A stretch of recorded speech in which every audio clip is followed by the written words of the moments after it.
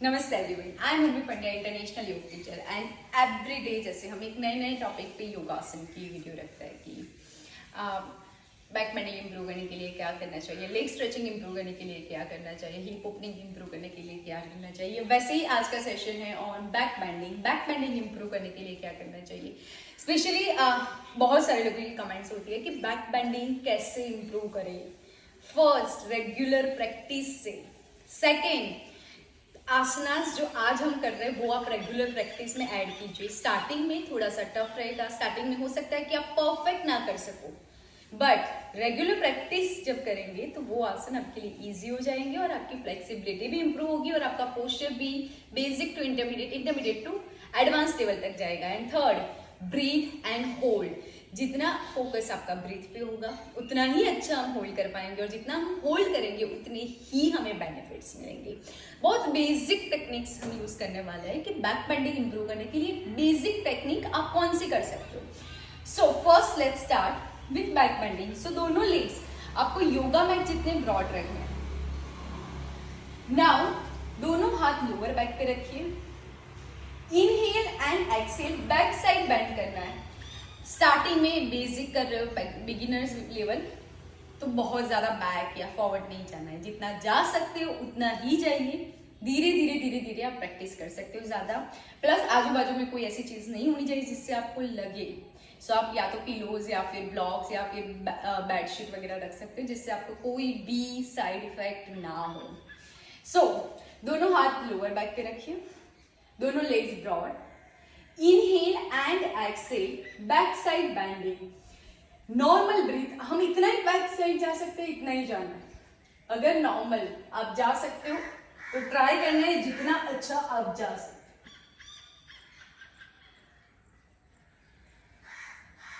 हो। Inhale and exhale करके वापस आना है।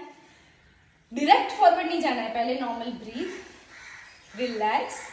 जब आपका ब्रीथ नॉर्मल हो जाए उसके बाद फॉरवर्ड जाइए। या फॉरवर्ड में भी हिप्स आउट, बैक स्ट्रेट।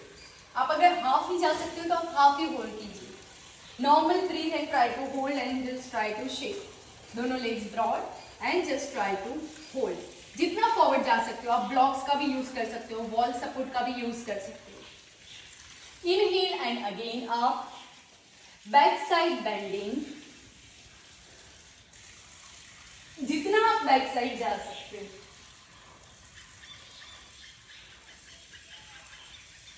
जितना अच्छे से आप बैक साइड जा रहे हो उतना ही अच्छे से और आराम से वापस आना है। इट मीन्स ब्रीथ, इनहेल करो, एक्सहेल करते करते जाइए। इनहेल करो एंड एक्सहेल करते करते वापस आइए। ब्रीथ को नॉर्मल होने दो और उसके बाद नेक्स्ट पोस्चर में फॉरवर्ड बेंडिंग। सो दोनों लेग्स ब्रॉड ही रखना है एंड गो फॉरवर्ड जितना जा सकते हो and try to hold. Hips up, दोनों लेग्स स्ट्रेट रखना है। Normal breath and try to hold. Focus on breath and inhale and exhale, come back. आप इसकी 3 to 5 टाइम्स प्रैक्टिस कर सकते हो। सिंपल बेसिक है। बैक साइड जाइए, फॉरवर्ड बेंडिंग कीजिए। आप वॉल के सपोर्ट से भी बैक साइड जा सकते हो, फिर धीरे से वापस आइए, नॉर्मल ब्रीथ होने दो और उसके बाद फॉरवर्ड जाइए। जितना जा सकते हो उतना 3 to 5 टाइम्स एवरीडे प्रैक्टिस से आपकी back bending and forward bending दोनों इंप्रूव होगी।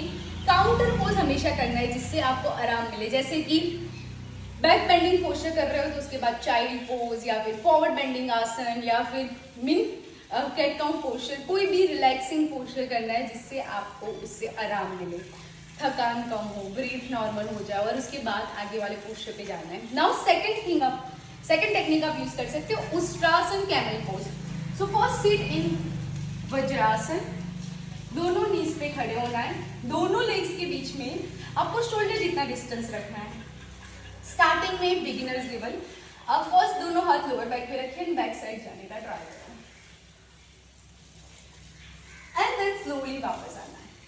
2-3 टाइम्स आप प्रैक्टिस कर सकते हो और मैं नहीं बोल रही हूँ कि 10-15-20 सेकेंड होल्ड करो। जस्ट इनहेल करके जाइए, इनहेल एंड एक्सहेल करते करते वापस आ जाइए।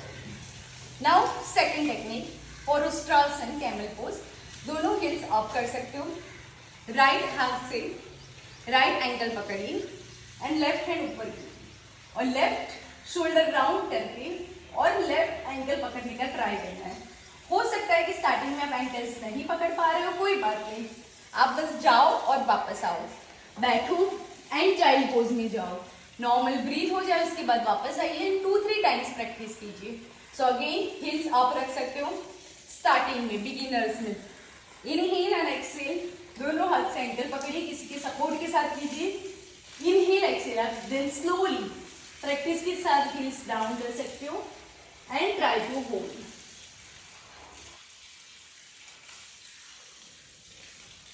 नॉर्मल ब्रीथ में जितना अच्छे से आप होल्ड करोगे उतना ही आप नॉर्मल इनहेल एक्सहेल करके वापस आओगे, उतनी ही थकान कम लगेगी और उतना ही होल्डिंग हम अच्छे से कर पाएंगे।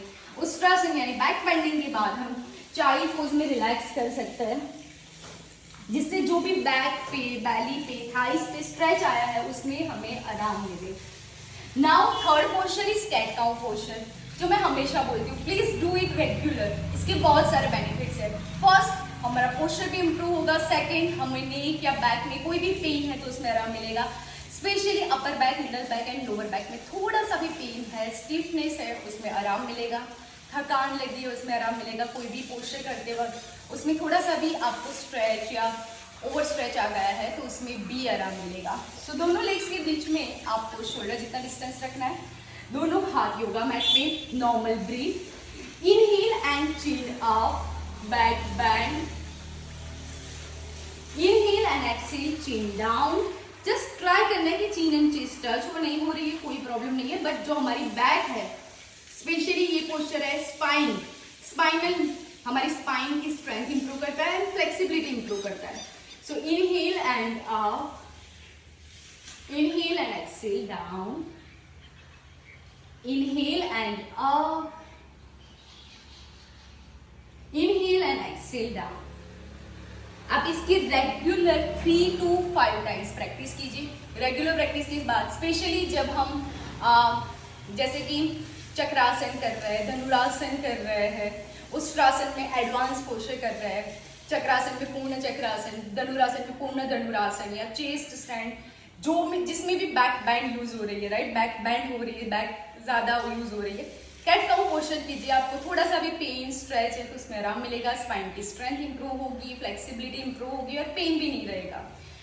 सो जैसे हमने फर्स्ट टेक्निक यूज की, back side bending and forward bending, 3 to 5 times कीजिए। सेकेंड, आप उष्ट्रासन की प्रैक्टिस कर सकते हो।